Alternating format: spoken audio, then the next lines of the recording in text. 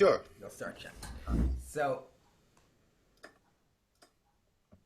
hello everybody, we're live. This is Guitar Night Live. I'm Daniel Jacobson. I'm an Ultimate School of Music, and thank you all for coming and tuning in to the show tonight. This is going to be on every Saturday night in April, 8 o'clock every Saturday night. I'm going to chat to a different guitar player, professional guitar player, about guitar and their approach to it and their journey with it and their story. So, and they'll also play, and you can also ask them questions. So, tonight, the first episode of this show, we are going to talk to John Walsh. He's an Irish flamenco guitarist who, if you have seen him play, you know he's really incredible guitar player, and he's a great teacher as well, great all-around guy, and really happy that he's here to talk to us. So, hi John, how are Hi, you? Daniel. How's it going? Doing good. Going good. How are you feeling these days? Uh, entrapped a little bit, but no, fine. Have Productive, at least. you been getting outside at all? No, not really. A minimal amount. Really have been stuck in this room. Yeah, Other than doing parenting and that sort of stuff, minding kids and all that kind of thing. yeah, Been really just stuck in here recording, or if not recording, getting stuff ready for recording. So um, it's been I won't say a blessing in disguise. I won't put it that way, but it's been it was set up to be an incredibly busy year actually, yeah, and I was busy with some theatre stuff at the beginning in February, and was sort of between then and June, I suppose I was going to try to cram in all this recording that I needed to get done, but now I have between March and God knows when to get it done. So yeah, I'm working on that at the moment, so I'm getting there. The long-awaited album that I've been trying to get time to record for the last number of years. So yeah. here we go. No excuse now. You're gonna get it done now. I'll get it done. It's already been done. That's the good thing. So And how long more have you got to go on the album? I'm about a quarter way through. 1/4. 1/4, yeah. So I'm recording a new track next week. There's about 7 in total. Yeah, So I'm recording the third one next week.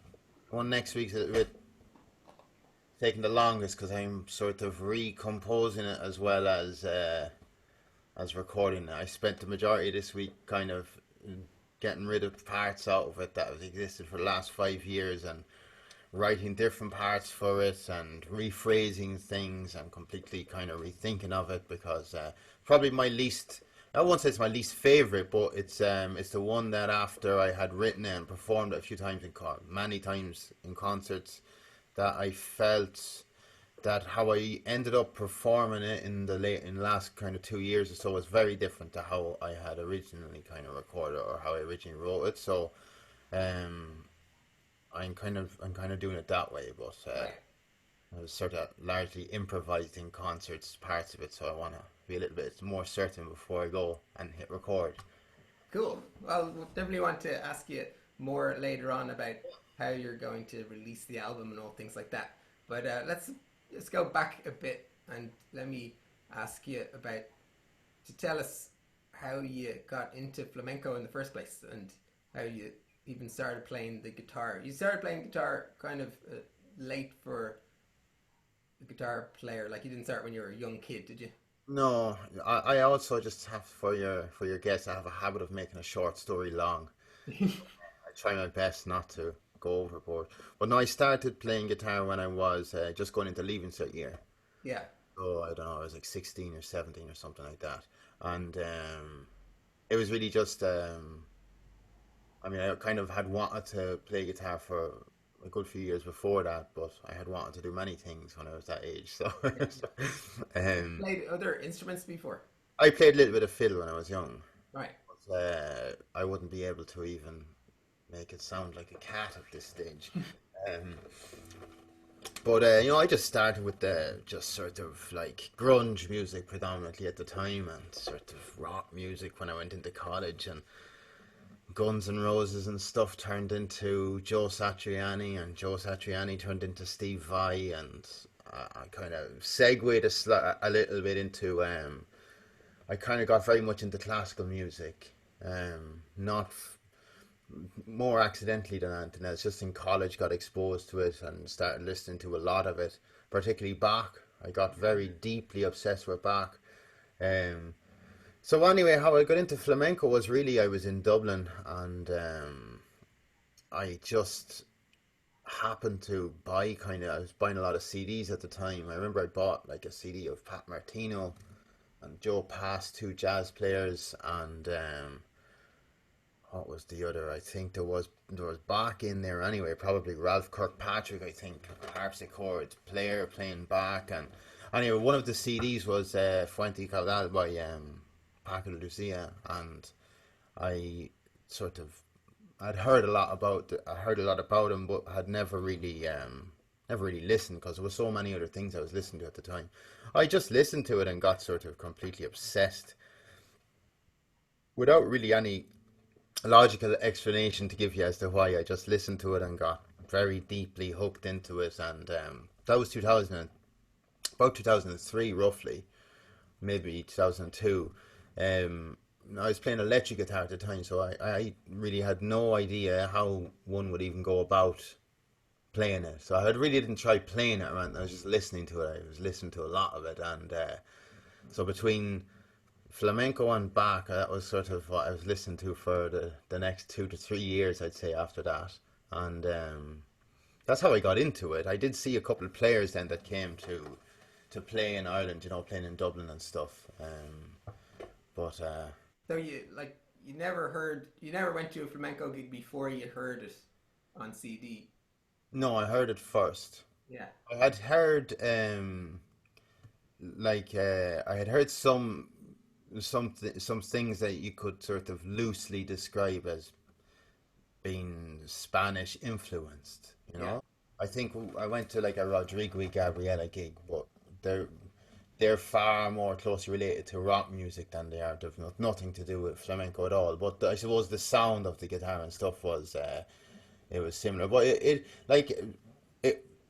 it wasn't like their music or anything particularly affected me greatly. I thought they were cool, but when I heard flamenco was a different thing, I just became completely obsessed. It's so really bizarre. That. Great. Huh?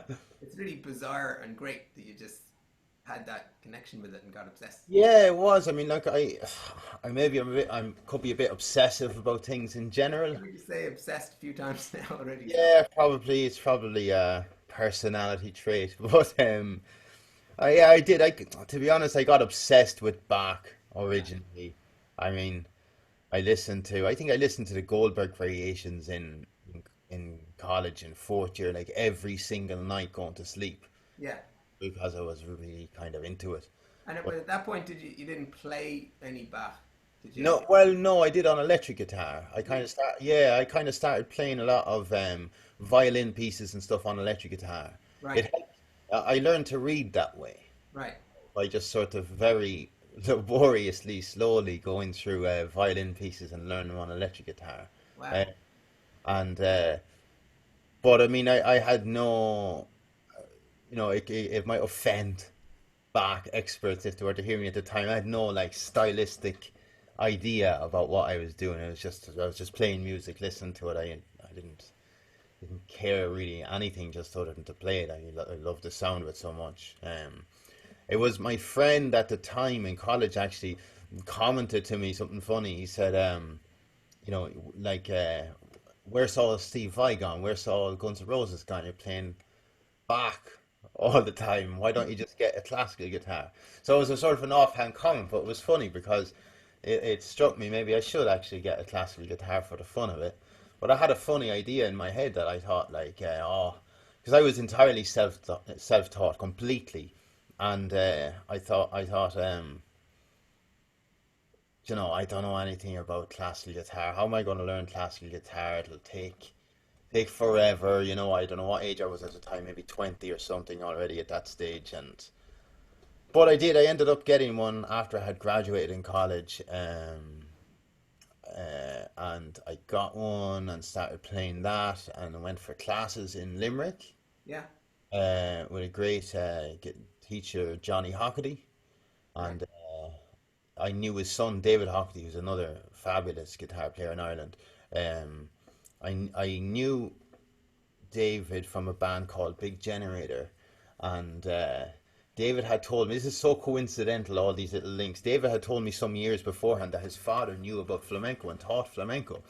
So I thought this was fascinating. So I remembered distinctly when I decided, when I got this classical guitar, I said I should get in touch with David and see would uh, would Johnny be interested? Does he still teach flamenco? So I got his number and I called Johnny, and he got to meet him and everything, and we started a little bit, and um, he was of the opinion that I should to get a little bit better grounding at the time. My left hand was fine, my fretting hand, I mean, was fine, but my right hand was terrible. So I he said it was a good idea for me to maybe do some classical grades, Yeah. or anything, just some class, not for the sake of any qualification, just to do them, just to Yeah. gauge where I was at, or to have a sort of a disciplined way of studying it. So I studied for the grade 5 exam, and that was fine. Did lots of work for that. Learned a lot from Johnny. Um, there, there was a problem with the application, and all my study for the grade 5 exam was null and void because the application was not processed correctly by whoever it was. I think it was Trinity or someone in London that was doing it, and it didn't go through, so I couldn't do the exam. And I was really, really downbeat about the whole thing. And Johnny said, he said, "Don't worry about it. You'll be fine. What we'll do is you just do the diploma exam. Skip all the grades, and we're going to do the diploma exam. We're going to prepare for the diploma exam." So I thought this was a horrendous idea, but we decided to do that anyway. So we prepared for the associate diploma exam in classical guitar. I had literally like never played any classical exam or classical anything before, but I saw that there was a 14-minute long back piece on it. So I said, right, this is the way to do it. So it was the Bach's Prelude, Fugue, and Allegro, and there was Tarrega on it, and Fernando Sor and stuff like this. I can't think, Fresco Baldi or something was on it as well. And so I Did that, studied a lot for that. Now I studied a ferocious amount for that exam. was that like 1 year after you didn't do grade 5? A year later you did It the. was less than a year, but it was I can't remember exactly, Daniel, but it was something a little shy of a year. I'd say maybe 9 months or 10 months or something like that. It was in around. I don't think it was a full year. That's a Um, lot of music to learn.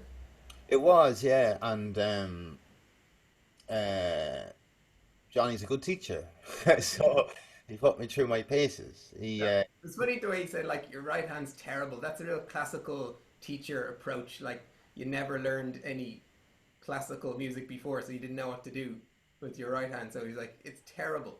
I said my right hand was terrible. Oh, he didn't say No, no, no. Johnny didn't say that. No, that. Okay. Johnny be much more diplomatic than that.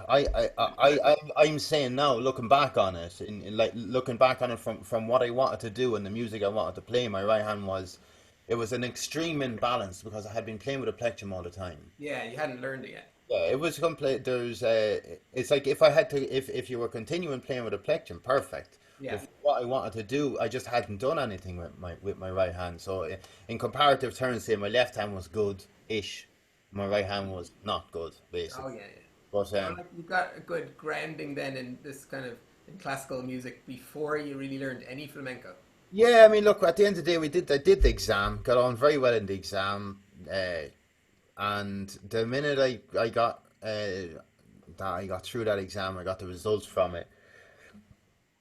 I basically said, right now I'm going to start playing flamenco now, and that's it. Yeah.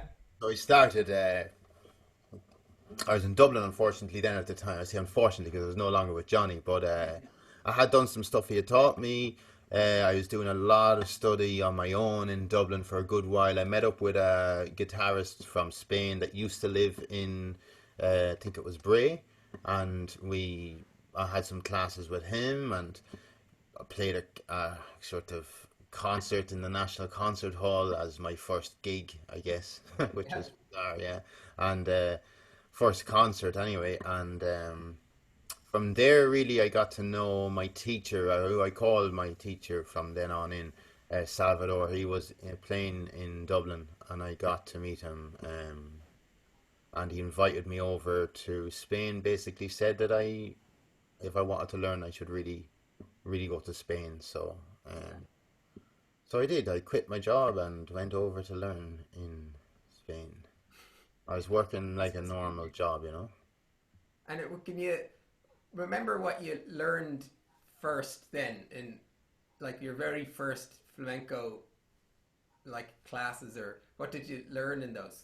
I remember the very first thing we did was he said I needed to work on the sound that I was getting from my thumb. Yeah. Yeah, and we worked with a metronome and like just obsessively all the time, metronome, the whole time. My concept of what was slow when he said no, play slowly was not his idea of slowly. So his idea of slowly was extremely slowly and Right. just playing very, very, very basic things with the right hand thumb, and different ways of using the thumb. But I mean, it was a long time. There, like there was a lot of classes. Yeah. But yeah, that was the first. That I do remember that was the very first thing. Can you demonstrate like what you would be learning to do with your thumb back then? Yeah, I mean, there's kind of different ways. It's a bit subtle. It's not. I'm not sure will it come across on the thing, but I mean, there's sort of different ways of playing with the thumb. Whether you're resting your thumb first before you hit the string, or whether that sort of bouncing kind of motion. Yeah. We use the thumb a lot for different things. For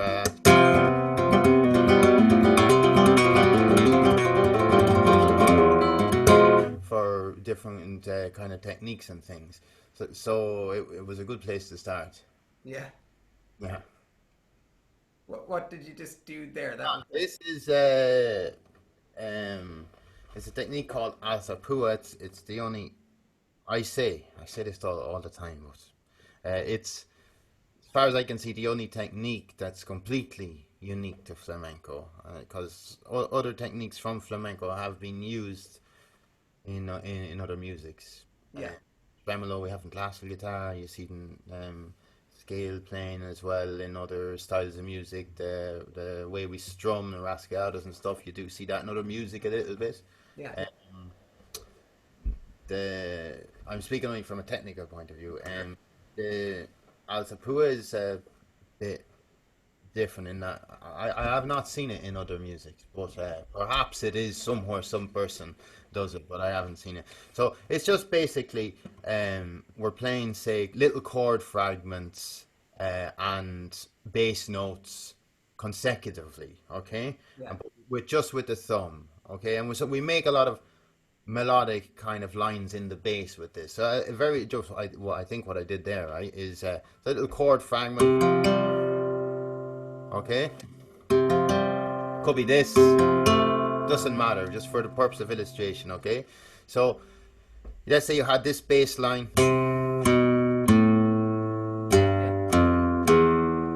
okay,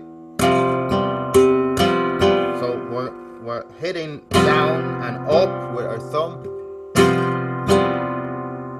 and then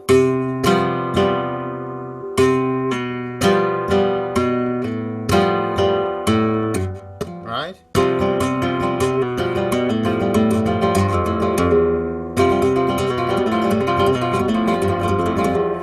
So it's sort of interesting. It's unique kind of sound of flamenco.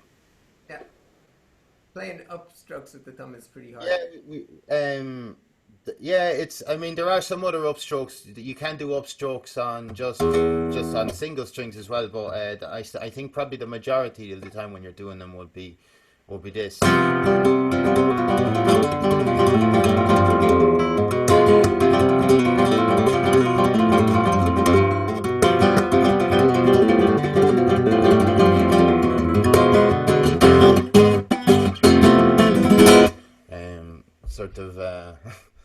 sound. That's brilliant. Well, just on the little flourish you did right at the end there. Uh-huh. Okay, so I mean, these are kind of the technical components of the music. The music itself, I should say, like just for any of the participants or anyone, the guests that are watching, that I don't know how many guitar players or musicians in general are watching, but it's important to distinguish between the kind of two elements of flamenco when you're a flamenco guitar player. In Yeah. that, we can speak about technical things like this, Yeah. about how to do this and what this technique is and how this technique is done. But the context in which it's done is far more important, and that's the actual music itself of flamenco, and the rhythms and the styles of within it. But it's another conversation. But just Sure. It's a good. to be concise about it. So we do a lot of. We have a visitor here. Hang on a second. Hi, Macy. You saying good night? Okay. Good night. You're famous. Good girl. Okay, will you go to mommy? Okay. So sorry. All right. So we have different rasgueados, as they're called, which is really just strums, the strumming rasgueado.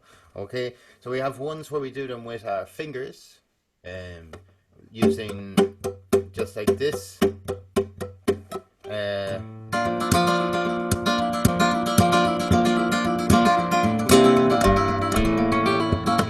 Right, for example, Yeah. we have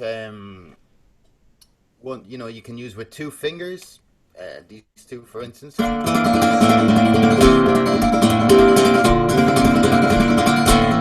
Okay, we can have with three fingers doing semiquavers, for instance.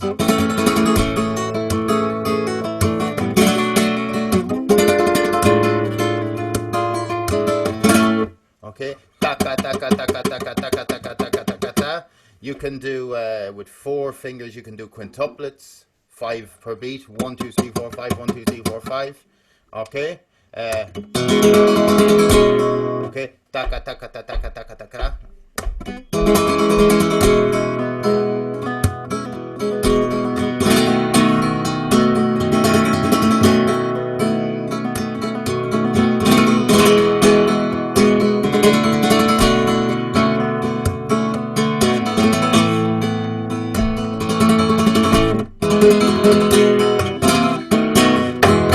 Okay.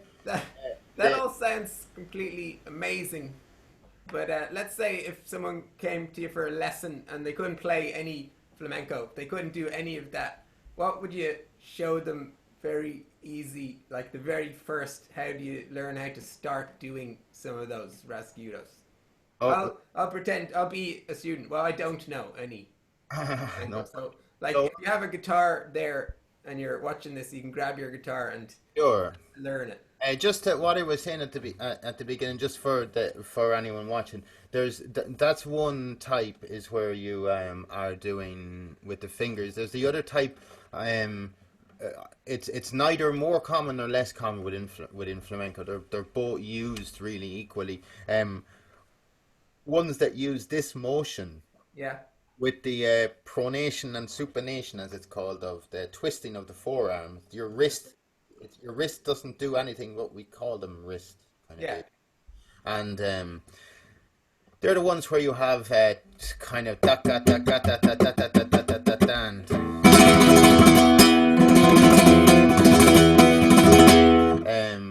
so just to distinguish that there's kind of a few different types, the finger ones and the ones where we do that twisting motion. And would you learn them, like, would you learn one first as a newcomer to flamenco? Would there be? I would say probably the more useful in general are the ones with the fingers, but it's a sort of a difficult statement. You'd learn both. I normally start with these. There are, I believe, extra benefits to the hand from developing the extensor tendons in Yeah. when you're playing a lot of arpeggios. If you're playing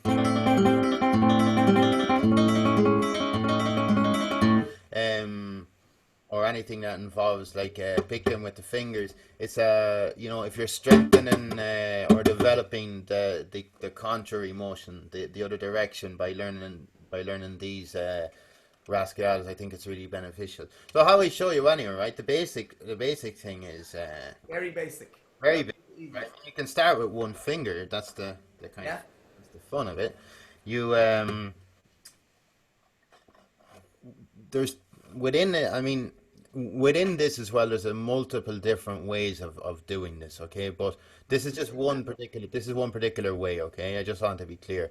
Yeah. So, a sort of an easy place to start is to imagine flicking a piece of paper across a table, or yeah, okay. So if you go to do that, and I think this is important, if you go to do that, you notice that your finger forms a kind of a circle like this, Yeah. okay? It doesn't ever go in like this, really, if you're going to flick a piece of paper. No. Okay? Sort of around here, okay? People's hands are different, but around here. What you're trying to do is flick that piece of paper, strings in this case. We try not to engage the thumb so much, just, Alright. yeah, in other words, don't hop off when you do it. You might be here. You could be here at other times. You could be here depending on the situation. But an easy place, bye Maisie. An easy place is to start is here on the sixth string. Okay, so just mute the strings for now, and I'll move around a little bit so you can see the side profile. So you flick down. You're gonna come back up with the finger. Okay, and flick down and back up, and flick down and back up, down, up, down, up. Down, up, down, up, down, up. Okay. The I suppose the thing to get used to there is that when you come back up, that you come back up to the same position. That you don't come back up like this where you initially started here, or you don't come back up here if you had started there. You're trying to like reset it. So I can see for what you're doing, right, is Yeah. the following. Watch. So you're starting here at the beginning, Yeah. this, but when you bring it back, you're ending up in here with your finger off your thumb, Yeah. the side of it. Okay. So I just, yeah. So if you start there, where you will be flicking a piece of paper, try to come back there. Gotcha. All right. So you mean you just strum down, down, up, down, up, down, up, down, same as if you're doing with a plectrum, really. And you can practice the same way you would practice kind of offbeats and stuff with a plectrum if you're practicing strumming patterns. So 1 and 2 and 3 and 4 and just missing the downs, 1 and 2 and 3 and 4 and so the same thing. And we do. I mean, there's a lot of use that we even do in flamenco for that. We can.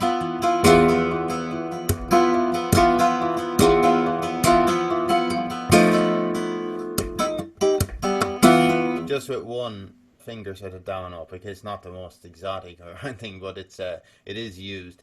And then further to that, then you apply kind of the same exact process with the other fingers. So you're going to have two fingers. You have your middle and index here, and we bring our ring finger back into that kind of part of our hand in here, the fatty part, I suppose you could say, or that of the thumb. Okay. Yeah.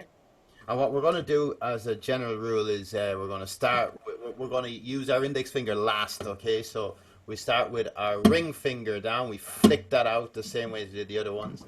You will notice at the beginning that this is incredibly weak when you do it first. Okay, it's like, sort of, well, it's okay, you get used to it, okay? So you flick it out, and then you do the same with the middle finger, and then you do the index finger, and then back up with the index, okay? Okay. So just practice that 4-stroke sequence. So that'd be 1, 2, 3, 4.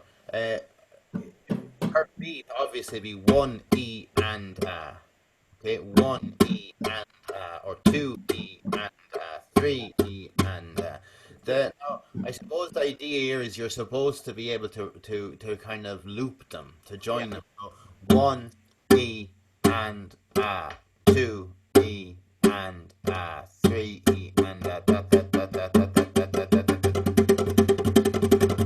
okay. Cool. John, when you're doing the up, is it your index finger? It's hard to see. Yes, it's the index finger does the up. The index finger does the up all the time, okay? What's happening, what you're seeing is that I'm resetting my other fingers at the same time, okay? So watch. I'm going one, two, three, four. The other ones are kind of coming in at the same time. They're not hitting the string, but they're being reset to the same place. Okay? Further to that, I'd say that, like, when you said, what would I suggest, or what would I suggest, or how do we go about learning it? I think what's important to go about learning anything in this context is to understand what we'll call subdivisions, understand the rhythm, the internal rhythm of what you're supposed to be doing. Yeah, I think without that context, what you can end up with is very messy rasgueados without much use for them. Okay, yeah, so you can get this sort of sound, which is very little definition, a scrapey sort of sound. And there are times for that effect, okay, but that's kind of not what we're doing. We're looking for one E and can you hear me saying that? Yeah, one E and two E and one E and two E and okay. okay, yeah, I can see that when you do the upstroke with your finger, that your other fingers are curling back in. The other ones come back in. You have to do that to kind of do a continuous motion. Yeah, If you're not going to continue, then you don't bring them in. So I'll demonstrate. I'll yeah, do one of them where you bring them back in, followed by one of them where I don't bring them back in. And yeah, you can pay attention to these two fingers here, right? So, uh, one, yeah. okay, very slowly.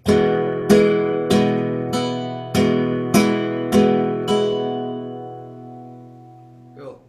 Okay, so that's like an easy place. An easy place to start. The good thing about these rasgueados is that, in a sense, you can practice them anywhere. You can practice them on a steering wheel, not like anybody's going to be going in a car very often right now, but in general, you can practice them on a steering wheel when you're driving for long journeys, just against the steering wheel. You can do them against your knee like this. Yeah, Okay, they're very easy to practice against any sort of curved surface like a bottle or something.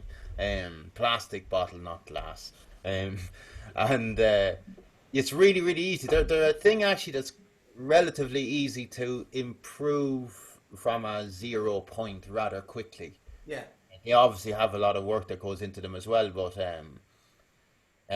unlike something like arpeggios or tremolo or something, which take a lot of time and a lot of work, more work, I'd say in general. These rasgueados, not saying they don't take work, but I'm saying when you start them and you do them for a week, 2 weeks, 3 weeks, you do start noticing that you're getting an effect with it. The other one then, if you're able to strum with a plectrum yeah, or just with your fingers, for that matter, and if you're able to do this motion, which is a pretty easy motion, just think about twisting a key in a door, yeah, okay? Yeah, and keep your wrist really straight, okay? Don't bend your wrist this way or that way, okay? And don't bend it this way or that way either. Keep it real straight, dead straight, okay? And just get used to this motion. Stick your thumb out, okay? And just move up and down, okay? And get used to doing that. And you can play, I don't know, if you have any regular song, you can play with this and pretend your downstrokes are your downstrokes with a plectrum and your upstrokes are your upstrokes. So down, up.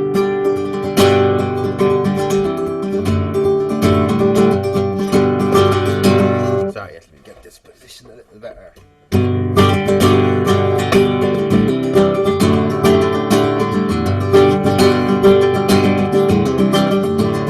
Right. So you're just doing like this motion. Yeah, so twist, twist, your twist.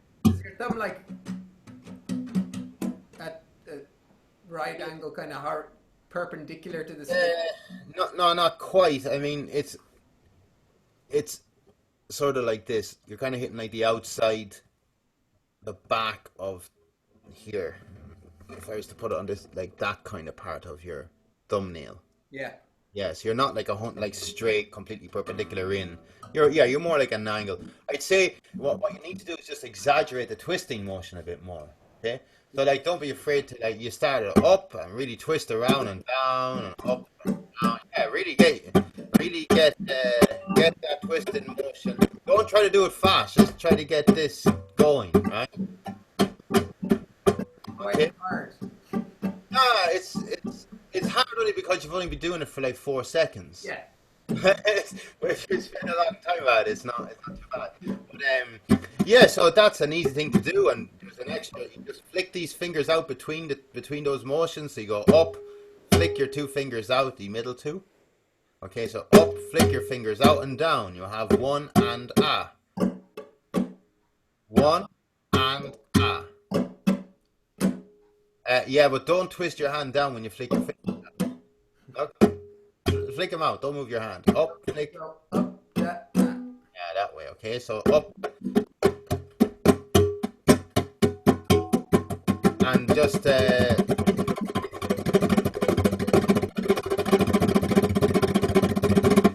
will you Nice. go on, please? Next week. Yeah. So yeah, that's. I think I did something similar at the end of the thing. Cool. Well, my students will love watching me struggling with the basics of flamenco, I'm sure. There's no problem with it. It takes work, but it's a lot of fun. That's one thing I will say about it. Great, thanks. I always wanted to learn like some of those techniques. They're like, I can see how to do them now. I could just practice with a metronome. That's all exactly practice with a metronome, and you don't have to practice them in triplets. Yeah. Just because it's like three, just because it's one, and you can go one E and that two E and that three E and then that.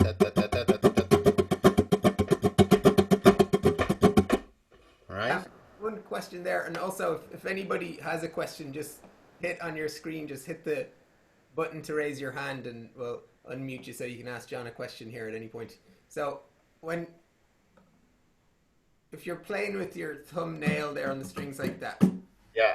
do you have to file the edges off both sides? Are you hitting a different side on the way up to on the way down? Yeah, you're hitting a different side on the way up than the way down. But you have to first. You have to have your hand in such a way that you're minimizing the chances of you catching your nail in the string. Yeah. You hit this at force and catch your nail is gone. Yeah. Probably, or at least with a good likelihood of it being snapped off. Okay, so if you have it straight on like this, and you happen to hit your thumbnail off that as you're going down, it's finished. Okay, so you have to be sort of at an angle. Like I said before, if you imagine that this is the string here, Yeah. it's kind of a little bit awkward to do this, but you will hopefully be able to see. So it's kind of that way that we're hitting the string. We're not hitting it kind of dead on, sort of at an angle, okay? Yeah. And we're not hitting it like this, okay? We're always sort of a little bit to the side of the string. That feels a lot easier now. I think I was doing it too much angle before. Yeah, I mean, look, you need to kind of experiment a lot with it. It's not something. It's the type of thing you need to sort of demonstrate, or you need to look at it a lot, or you need to show someone and they say, okay, that's a little bit, move it a little bit this way, or move it out a little bit, move your thumb in, etc. Yeah. Okay. Sorry, there's some singing going on here for Daisy's performing. So what, like, filing the nails? Is there, like, you have a particular way to do it, or just file the edges off In general, you mean? for playing? Yeah, with the right Yeah, hand. I mean, in general, there's. I'm going to give you sort of a cop-out answer for this. Yeah. There's a book called Pumping Nylon by Scott Tennant. Okay? Yeah. Very, very good. All the classical guitarists know it, but for flamenco, it's more or less similar idea.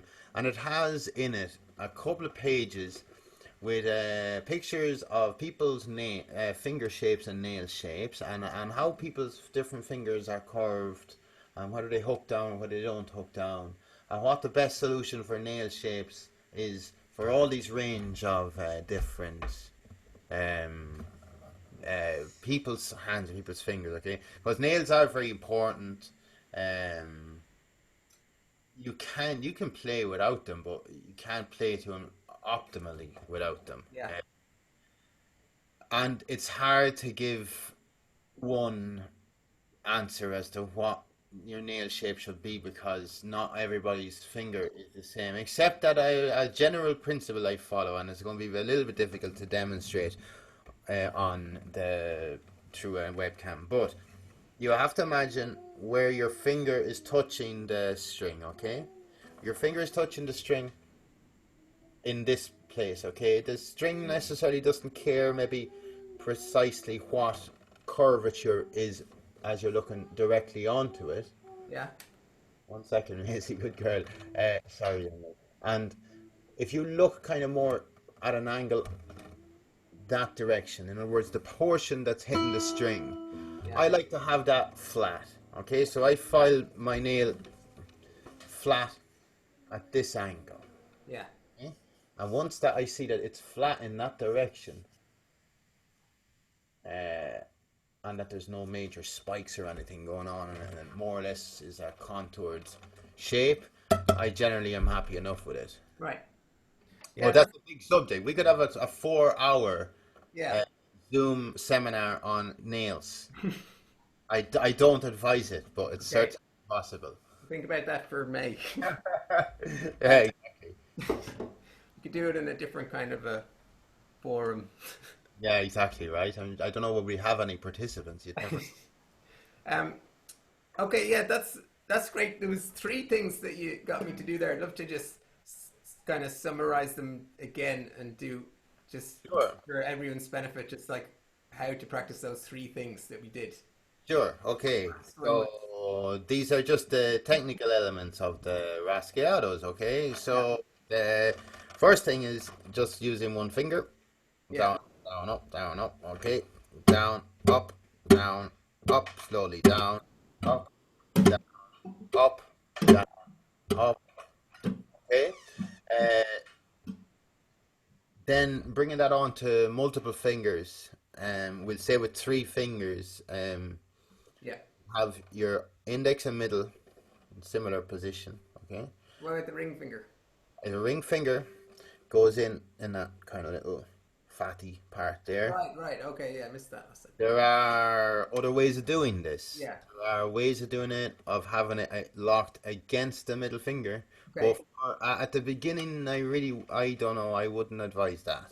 Yeah. Okay? Okay. Maybe for someone it does work easily at the beginning, but in my experience, people that have not got good rasgueados already often find that more problem than use. Cool. So anyway, so then you start with your ring finger, flick your ring finger out, middle finger, index, and index back up, okay? And reset them, take your time. Oh yeah. Ring finger, middle, index, okay? Okay, that's it. And you will learn to reset them. Of course, I'm summarizing here, so I'm not going to talk for 25 minutes about how to reset your fingers, but you will learn to reset them, and you have natural control of your hand. You'll be able to get them in. Just don't hit the strings with them when you're coming back. What's equally important though is not just that you're learning the physical motion, but that the rhythmic kind of component of it is super important. So when you're playing like just with your fingers like this, it's important to know what are you actually trying to play here. So in this case, in this one example, we're going 1 E and 2 E and and so on and so forth. Okay, you get these type of phrases: 1 E and 2 E and 3 and 4 E and 5 E and 6.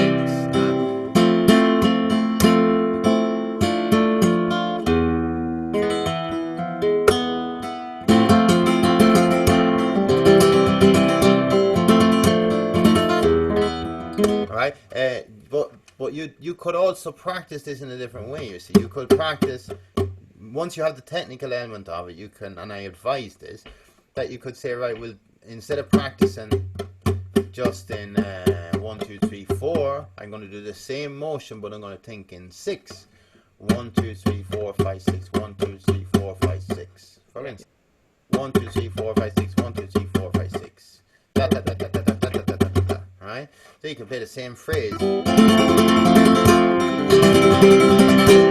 Right? Instead of 1 E and a 2 E and a 3 and 4 E and a 5 and a 6 is. Okay? So again, the rhythmic kind of element of it is really important. And that the separation of them. There are some times where you're not looking for an exact rhythmic definition. It's more of an effect. But that's it's more the work that needs practice is to get good definition. Yeah. Yeah, it reminds me, I was going to say this, but when the first time that I heard John play was, I think it was in either 2017, late 2017, I brought a few students and we went into, it was Arthur's, you were playing in Arthur's with Oh yeah. a percussionist. And Was that the Packer Lucia thing? yeah, it was that. Yeah. So I hadn't ever heard you before. I just thought, oh, that looks interesting. Let's go to that. And about like 7 of us went in, and we were completely blown away by the gig. It was the first time I ever heard flamenco music. That gig, Oh really? Yeah. apart from like I've never heard any flamenco live, and maybe just things I didn't really pay attention to on recordings. But like the gig was just so amazing because it was obviously like really complex harmonically, and the improvisation was amazing. And coming from like a jazz background, going to loads of jazz gigs, I was all about improvising and complex harmonies and all that stuff. But the thing that blew me away the most was there was about 20 people at the gig who obviously knew what was going on in the music. Uh-huh. Mostly probably Spanish people, and they were clapping along with the rhythms. A few of them came down from Belfast. Right. John him and Gavin, I think, came down from Belfast. And like that kind of interactivity with the rhythm is an incredibly good vibe at a gig. Oh, it's fantastic. Yeah. So, like at a jazz gig, even when the band's playing really well, like at best you have people kind of going yay at the end of a solo. You know, you don't have people rhythmically getting involved in the music. So, you know, even at a good swinging gig, you know, it's good. But at a flamenco gig with that whole portion of the audience, like taking part in the music, actually. Yeah, it was really nice actually. It's a double-edged sword. We're lucky the people you're referring to actually know all the rhythms, Yeah. so they can sort of participate. Sometimes maybe you're playing or something, and people are when people see the clapping. Sometimes they do. If they've no connection with flamenco, they see the clapping, and it looks so random. That all right, well, it's just some random clapping. Well, I can do random clapping, no problem. And Yeah. you get this sometimes enthusiastic people, which is no, it's fine, but it can be off-putting because there's a lot of signals inside in that clapping that help the musicians, you know, and Yeah. if you're a drummer, all of a sudden just decided to completely switch up where he was playing the snare, for instance, or you know, constantly, you know, switching the off beats to on beats for no reason. If you're trying to solo over it or something, it would be Yeah. odd. But But the kind of I remember thinking at that gig, flamenco's way better than jazz because oh God, let's not start the war. no, I'm only joking, but Oh. I I don't go to a lot of jazz gigs anymore. Like I'd already stopped kind of going to a lot of jazz gigs, but you know, going to a flamenco gig, it's music that appeals on lots of levels. Let's say it's like if you're appreciating like interesting rhythms and complex harmonies, then that's all there. If you don't know any of that stuff, and I brought students to the gig who were beginners, guitarists, so they didn't and people who that wouldn't like to go to like a heavy jazz gig or something like that. But it's easy to appreciate the music because it's a great vibe and people are having a great time and the rhythm is obviously just carries you away. It's brilliant. Yeah, that's the no. It is a lot of fun. It's Yeah, it really is a lot. It is a lot of fun. It's a lot of fun to play. Most of the time. And the rhythmic element of it is definitely is one of the more unique kind of or more interesting sort of elements for a lot of people that get into. Like you say, there'll be a lot of people like yourself or anybody that's very much into harmony or that side of things, and you've experienced lots of odd harmony. There's probably not many things you're going to hear on a regular day-to-day basis going to perturb you too much from a harmony point of view, but there's some interesting rhythmic elements to flamenco. That's the kind of thing that sets it aside in a lot of ways, is the rhythmic structure. It's very, very, very different than normal, we'll call it Western music. yeah. We're kind of coming up to the end of the hour. Nobody has any questions there. You can always put up your hand, but let's get you to play something for us for the last few minutes. All right then.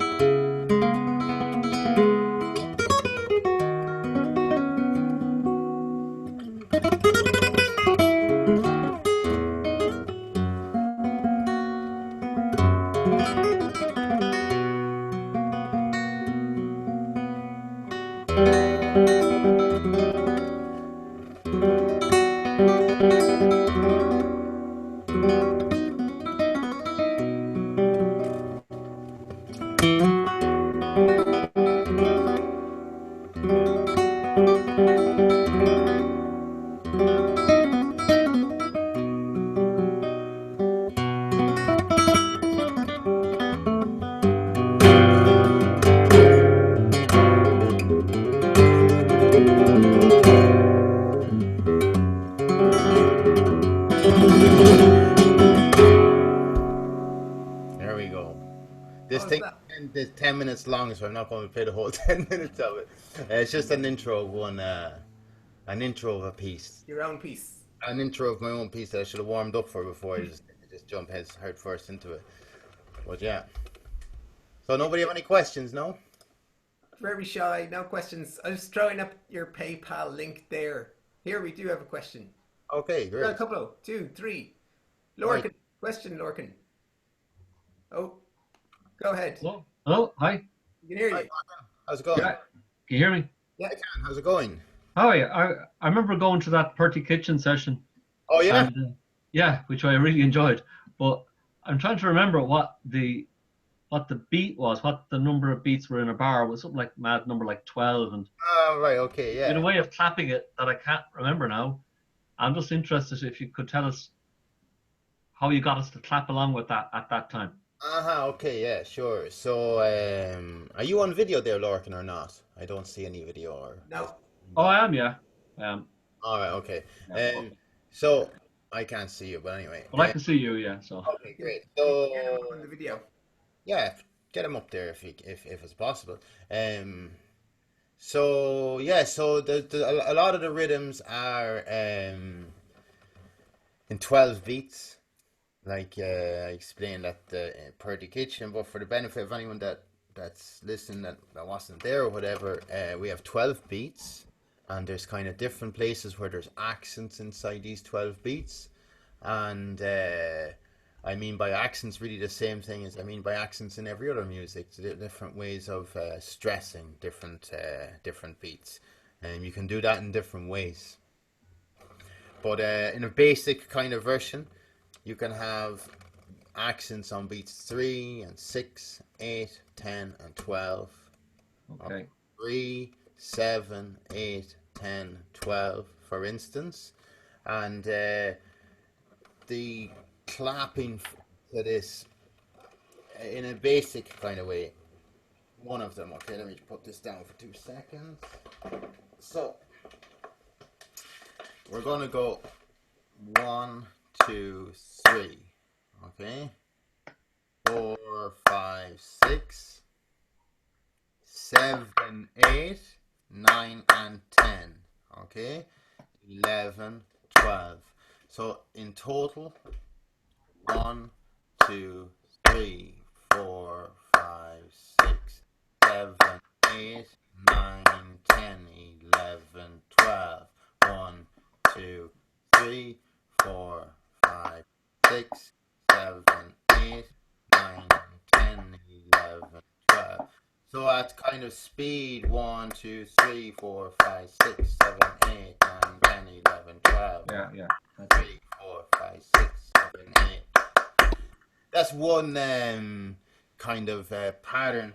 And how the guitar kind of relates to that then is like if you take 2 chords, I'm not going to go into any big detail about the styles or anything, but if you take 2 chords, take A and E, for instance, A and E7, so we can change our chord on beat number 3 and change back on beat number 10. 1, 2, 3, 4, 5, 6, 7, 8, 9, 3, 4, 5, 6, 7, 8, 9, 10, 11, 12.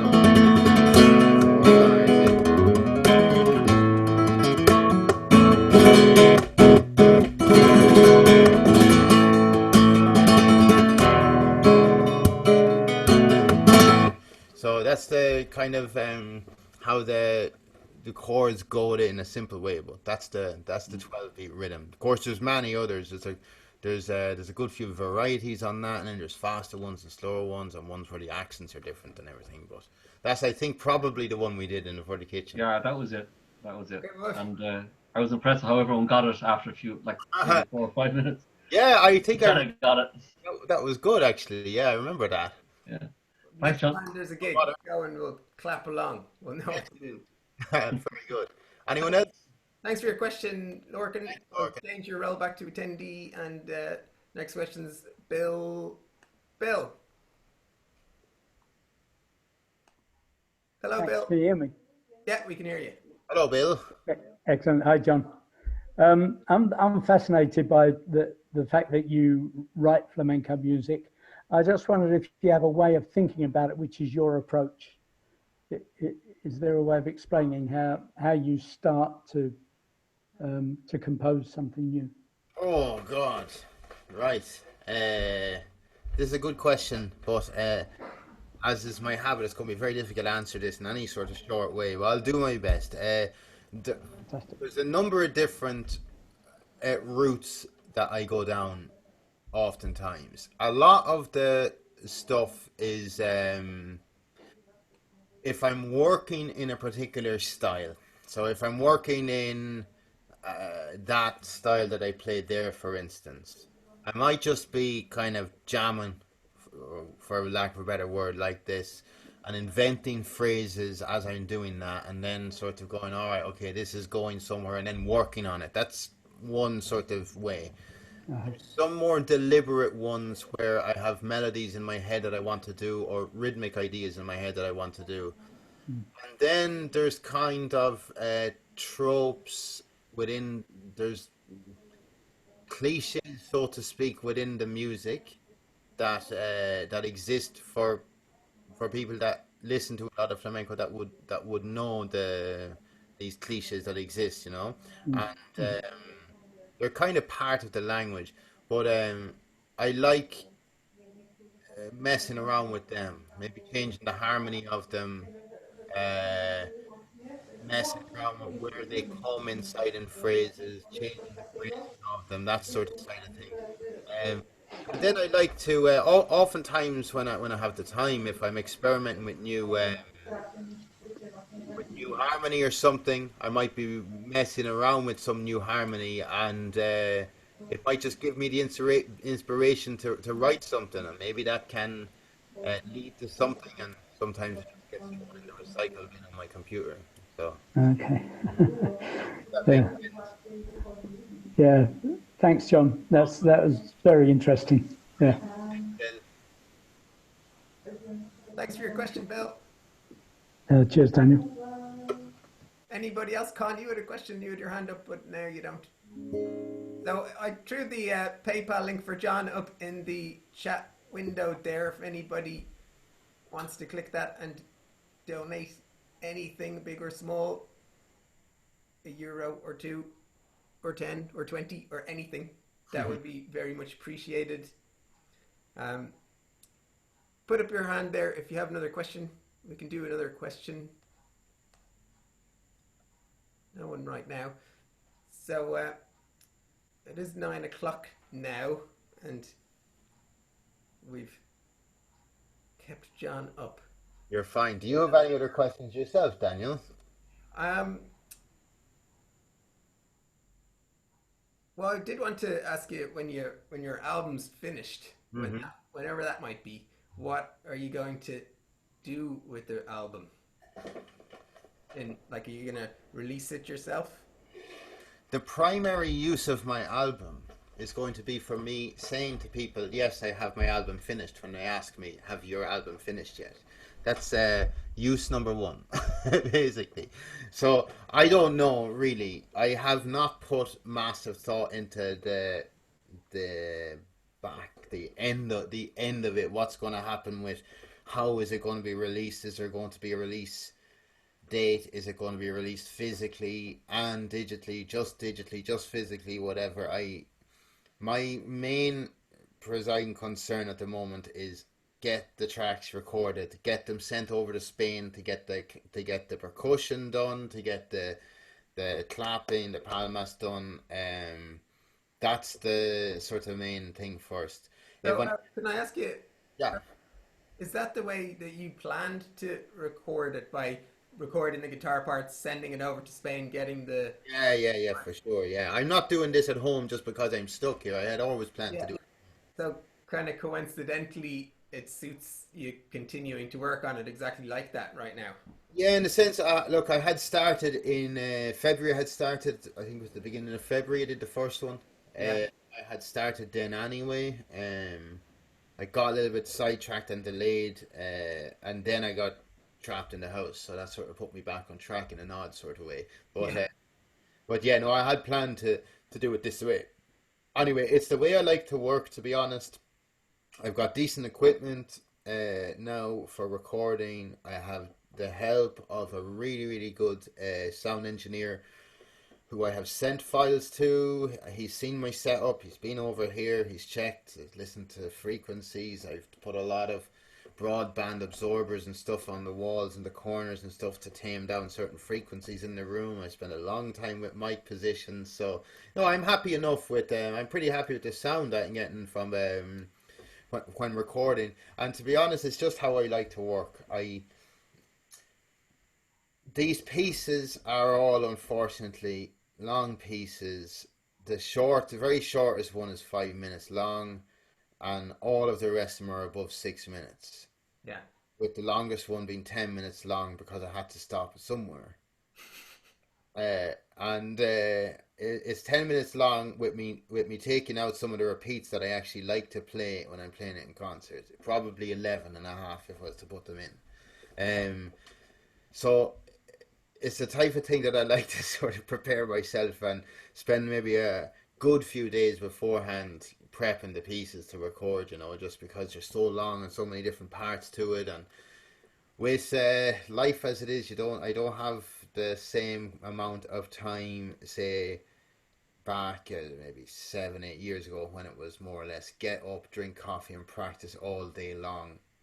And that was the old way of doing things. So things are a little bit different now, as I think you saw earlier.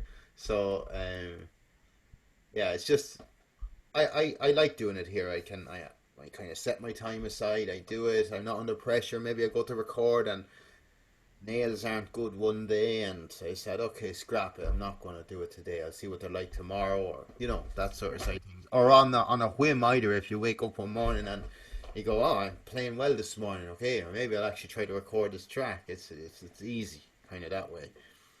And another sort of thing is that, like, it's a simple enough setup. I'm just recording one guitar. I don't need separate rooms. I don't need any separation or anything like that. And ultimately, people are going to end up the majority listening to an iPhone. So probably all my broadbanders absorbers will be just overkill at the end. Do you go for like when you get a take that you're happy with? Do you keep the whole thing, or do you start editing good parts of different recordings to make it a whole? Mostly I try to keep the keep it just as one. I mean, I did videos before where I just recorded them straight off and put them on YouTube. Now there's a lot of work into them because I didn't just record like one video and all right, I'm delighted with that, I'll put that up. I played it a lot of times beforehand. I pressed record on the camera and recorded the thing like 7 times in a row. Yeah. To see which one of them actually turned out well and wasn't messy. Yeah. But with no, I haven't done huge editing on anything. Sometimes there's kind of sections that are quite obviously kind of sections. You know, there's a clean break between one section and another. So yeah, I've literally played that section, got it right, went out and drank coffee, relaxed, come back in and record the next section. Yeah, definitely. It doesn't affect the kind of music in a sense because they're distinct, you know. And what's the best way that people can follow what you're doing, like your website or Facebook, or how can people? Yeah, on I have a website, johnwalshguitar.ie. Yeah. There's I'm on Facebook as well. John Walsh Guitar on Facebook, on YouTube. It's all John Walsh Guitar, the same thing. Yeah. So I'll be, as things are coming, kind of once I get a solid handle on all these recording, once I'm a bit closer to it, I'll be putting my mind a little bit more to some of the details you're referring to about release day and what way I'm doing it and all the rest. But the whole thing has to be mixed as well and mastered afterwards as well. So Long process. yeah, long process exactly, but it'll be good to do, good to get it finished. Well, I was really looking forward to hearing it and Me too. through all this and hearing you play again in the same room. Yeah, right, very good. Yeah, I know, right? Exactly. But it's great that we can do this and keep it going. No, it's really good, honestly, and thanks very much for having me. It's Thank you for your the moment it's giving me a lesson and people. oh, my pleasure. At the moment, it's a bit odd, I think, for some musicians to. This is going to be strange, actually, because I was thinking there the other day, it's going to be an odd thing when gigs start up again, because you're going to have every musician is going to be like having not gigged Yeah. months. So either everyone is going to be rusty, or everybody is going to be absolutely phenomenally technically polished from all the practice they've done, or a mix of both, one or the other. Well, I can definitely say in my students in general, there's more guitar playing going on now. A lot more guitar playing going on than there was before. People are indoors, they're like looking for things to do, they're playing their guitars, so that's good. No, it's great. There's I suppose I'm kind of more referring to there's a kind of a if you're doing shows or concerts or something, and if you're kind of solo shows, or if you're the only player or maybe with percussion or whatever, there's sort of a mindset that you get into. Yeah, you know, you have a little bit of the stage. I won't say stage fright, but you know, you're like adrenaline, and the more shows you do, you get into the swing of it. So everybody's going to be a little bit out of the swing of things. It's going to be an interesting thing when things get back in. It's going to be a great. You know, have to hammer the gigs and get to see as many gigs as possible when they come back. To be honest.